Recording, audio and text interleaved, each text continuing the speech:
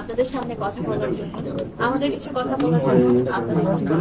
আপনি একটু জোরে কথা বলেন। মামুন, তুমি বলো, কি বলবো বলো দেখি। সবাইকে ধন্যবাদ আসার জন্য। সবাইকে আমন্ত্রণ করেছিলাম আমার প্রিন্স কাট সেলুনে যে আজকে একটা সংবাদ সম্মেলন করব। কারণ হচ্ছে আমার জীবনের অনেক বড় একটা অধ্যায় হচ্ছে লেলা এন্ড লেলার সাথে হচ্ছে যে যে ঝামেলাগুলো হয়েছে আমার, আপনারা সবাই অবগত আছেন অবশ্য। মামলা মোকদ্দমা এবং ইতিমধ্যে একটা জেলও খেটে আসছি, জেল থেকে ঘুরেও আসছি। সো অনেক এক্সপিরিয়েন্স হয়ে গেছে জীবনের। সো এখনো মামলাগুলো চলমান আছে। এই মামলাগুলো নিয়েই হচ্ছে আমাদের কথাবার্তা আবার নতুন করে শুরু করা। এই মামলাগুলো শেষ করতে হবে, কারণ আমাদের মধ্যে যে একটা সমস্যা ছিল, এই সমস্যাগুলো আমরা নিজেদের মধ্যে সবকিছু সলভ করে নিয়েছি। আমরা ওর এক চাহিদা হচ্ছে, ওকে আমি জিজ্ঞাসা করলাম যে তোমার চাহিদা কি বলো।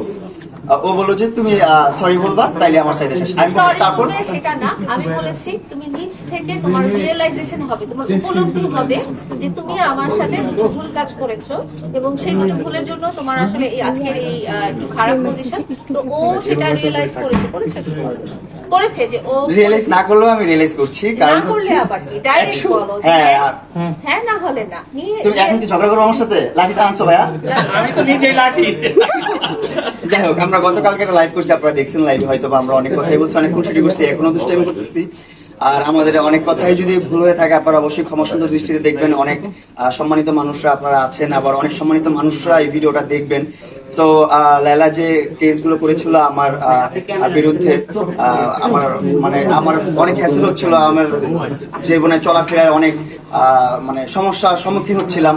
যেমন লাইফটা লিড করতে পারতেছিলাম না, বিজনেস করতে পারতেছিলাম না, কন্টেন্ট ক্রিয়েশন করতে পারতেছিলাম না, ফ্যামিলি দেখতে পারতেছিলাম। সবকিছুর মাঝখানে আবার একটা সময় হচ্ছে যে কাট করায় যে দৌড়াদৌড়ি করতে হচ্ছে, আদালতে দৌড়াদৌড়ি করতে হচ্ছে। তারপর ওকে আমি বললাম যে আসলে বিষয়টা কিন্তু সলভ করা যায়। ও নিজেও রিয়েলাইজ করছে যে আসলে মামুন অনেক বেশি শাস্তি, কি তুমি কি রিয়েলাইজ করছো যে অনেক বেশি শাস্তি দিয়ে ফেলছে আমাকে? না, দেখছো কম হয়ে গেছে, শাস্তি কম হয়ে গেছে।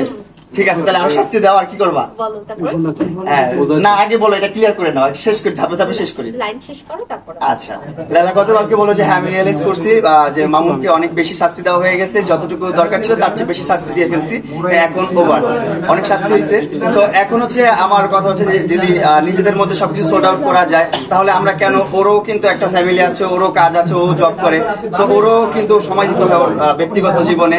সো ওরও কিন্তু যেতে হয় কোর্টে দৌড়াদৌড়ি করতে হয়, ওরও একটা হ্যাসেল, আমারও একটা হ্যাসেল, আমারও কোর্টে দৌড়াদৌড়ি করতে হয়। সো আমার ওর কাছে রিকোয়েস্ট ছিল যে তোমারও এই মামলাটা শেষ করে ফেলে আমরা, তুমি এটা আপোষ করে ফেলো, আমাদের মধ্যে নিজেরা সর্ট আউট করে ফেলি, নিজেরা যেভাবে সমাধান করা যায়। সো গতকাল রাতে আমরা এটা সমাধান করলাম। মাসুদ ভাইয়ের বার্থডে ছিল গতকালকে, মাসুদ ভাইকে স্পেশালি থ্যাঙ্কস। মাসুদ ভাই থেকে এই জিনিসটা সলভ করলো। মাসুদ ভাই কথা বলে দিল, আমাদের মাঝখানে সবকিছু বলে দিল। তারপর আমরা কথা বললাম, ও বললো ঠিক আছে তুমি সরি বলবা, তুমি রিয়েলাইজ করছো যেহেতু, তুমি সরি বলো, তাহলেই হলো, আমার আর কিছু লাগবে না, আমি মামলা তুলে ফেলতেছি। হ্যাঁ, আমি রিয়েলাইজ করেছি যে অবশ্যই এক হাতে তালি বাজে না, আমি কিছু একটা ভুল করেছি, এই জন্য তুমি কষ্ট পেয়েছো, তাই তুমি আমাকে আমার বিরুদ্ধে মামলা করেছো, আমাকে কষ্ট দিয়েছো। আর তোমার সাথে তুমি কষ্ট দিয়েছো সেটা রিয়েলাইজ হয়েছে তো? হ্যাঁ, রিয়েলাইজ হয়েছে, তোমাকে কষ্ট দিয়েছি। এন্ড তুমি রিয়েলাইজ করেছো তুমি যে আমাকে কতটা কষ্ট দিয়েছো, তুমি যে দ্বিগুণ কষ্ট দিয়েছো, সেটা কি রিয়েলাইজ করেছো তুমি? আচ্ছা, যাই হোক, একজন করে শেষ করি। তারপর আরো যদি প্রশ্ন থাকে আপনারা করতে পারেন, কোনো সমস্যা নাই, আমি প্রশ্নের উত্তর দিতে পারবো। আর আজকে আপনারা সবাই জি বলেন বলেন। আচ্ছা, কোয়েশ্চেনে পরে যাই। আমরা এখন হচ্ছে কেসটা নিয়ে আমরা মিউচুয়ালি আন্ডারস্ট্যান্ডিং এর মধ্যে চলে আসছি। আমরা কেসটা খুব শীঘ্রই আইন প্রক্রিয়া যেটা আছে, প্রক্রিয়ায় আমরা এটা শেষ করব। কেসটা শেষ হয়ে গেলে আলহামদুলিল্লাহ আমরা আমাদের নর্মাল লাইফটাই আবার ফিরে আসব। আর আমাদের কন্টেন্ট ইনশাল্লাহ আগামীতে দেখতেও পারবেন, আপনারা দেখতে পারবেন ইনশাল্লাহ, ভালো কিছু আসবে। মামুন, এমন তো কিছু না যে যেটা হয়েছে যে আপনারা তো সবাই জানেন মামুন আসলে বেশি ফোকাস করলো মামলাটার দিকে, বাট আমি বেশি ফোকাস করব হচ্ছে যে মামলার রুট কজটা। মামলা কখন হয়? যখন আসলে কোনো একটা অপরাধ সংঘটিত হয় বা কোনো একটা ক্রাইম, কোনো একটা দোষ, কোনো একটা ত্রুটি সংঘটিত হয় ইচ্ছাকৃতভাবে, তখনই কিন্তু একটা মামলা হয়ে যায়। তো মামুন আমাকে কষ্ট দিয়েছে, মামুন আমাকে অনেক বেশি কষ্ট দিয়েছে, কষ্টের মধ্যে রেখেছিল সারা 4 বছর ভালোবাসার পরে। তো সেটার জন্যই কিন্তু আসলে মামলাগুলো চলে আসছিল। তো একটা স্টেজে 1 বছর পরে যখন মামুন আমাকে বললো যে না, ও আসলে রিয়েলাইজ করেছে যে আমাকে কষ্ট দেওয়া হয়েছে, তাই না? হ্যাঁ বলো। তারপর বলো। হ্যাঁ, ও রিয়েলাইজ করেছে যে আমাকে কষ্ট দিয়েছে এবং ও সরি বলেছে আমাকে। ও আমাকে মাসুদ ভাইয়ার সামনে সরি বলেছে। মাসুদ ভাইয়ের সামনে না, আমি এখনো বলছি, আমি যদি আমার কোনো কথায় বা আমার কোনো কাজকর্ম যদি লেলা কষ্ট দিয়ে থাকে, আমি লেলার কাছে দুঃখিত। লেলা, তুমি আমাকে ক্ষমা সুন্দর দৃষ্টিতে দেখো। আর হচ্ছে আমি এখন তুমি পরেরটা বলো আগে। আমার কথা হচ্ছে যে আল্লাহ তাআলাই ক্ষমা করে দেন আমরা যত রকম অপরাধ তুমি করি না আগে কেন। ক্ষমাটা চাও না এখন? তো মামুন তো আমার ভালোবাসার মানুষ। ও যদি আমার কাছে সরি বলে, এটা তো আমি সবসময় আপনাদেরকে বলে এসেছি যে ও সরি বললেই ওর জন্য মাফ, আর কিছু লাগবে না, আমি আর কিছুই চাই না। ওর সরিটাই এনাফ, ওর রিয়েলাইজেশনটা এনাফ। এবং ওর জন্য আমি আরেকটা বলেছিলাম যে ও পৃথিবীর আর কারোর সাথেই এরকম কষ্ট দিতে পারবে না, আমাকে যেরকম কষ্ট দিয়েছে। এটাও সে রাজি হয়েছে, বুঝছো?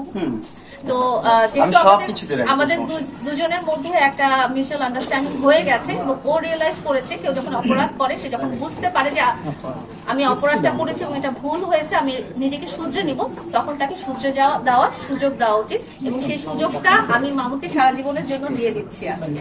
থ্যাংক ইউ সো মাচ লেলাকে আমাকে চান্স দেওয়ার জন্য। আমার এই জীবন থেকে যে কষ্টগুলো ছিল এগুলো তুলে নিবে বলেছে, এখনো তুলে নিবে যেহেতু বলেছে, ইনশাল্লাহ তুলে নিবে। বলেছি যখন তখন হ্যাঁ, এটাই আমার জন্য অনেক বড় একটা পাওয়া। এটাই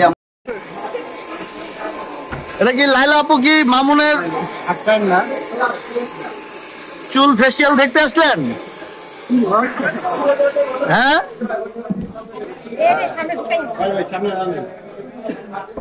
ও